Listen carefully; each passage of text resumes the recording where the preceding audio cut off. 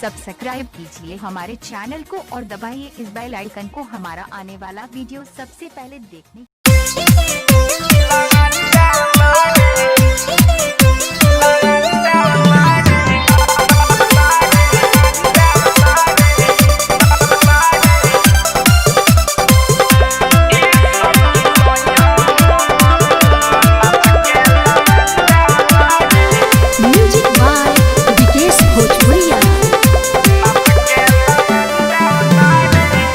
घड़ी तो गाड़ी से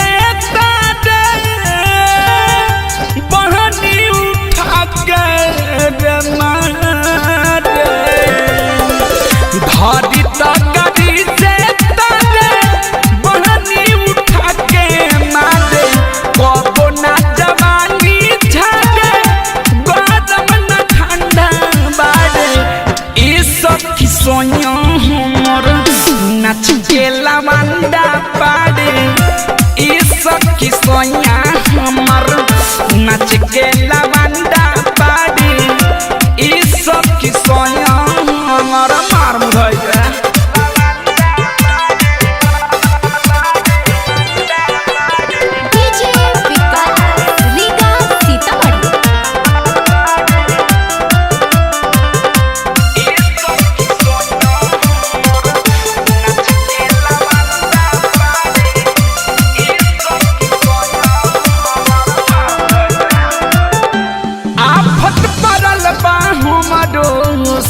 हो सिंगार पा सटले तछन के हमर टिकुला लीलर पा।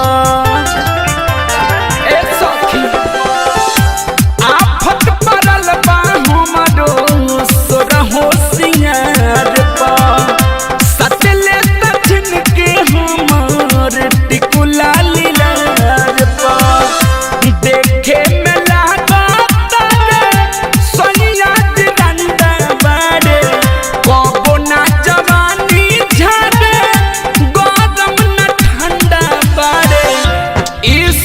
सोया हमारी नाच के लवंडा पड़े, इस की सोया हमारे नाच के लवंडा पड़े, इस की सोया हमारे सब बोके बड़ा।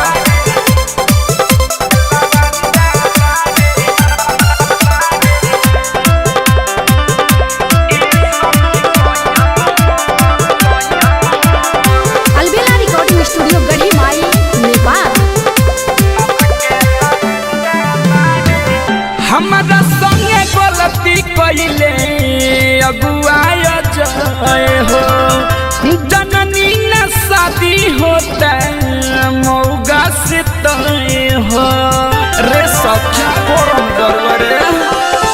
हमारा संगे गलती कइले अगुआय जाए हो, जननी न शादी होता मौगा से तय हो।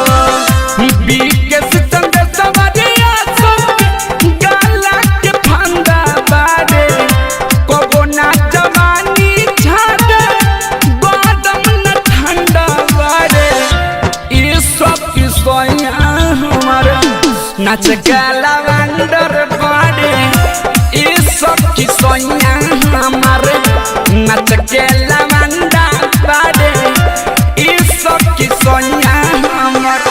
घड़ी तो गाड़ी से बहनी उठा के मारे, कबो ना जवानी झाड़े गरम न ठंडा बारे।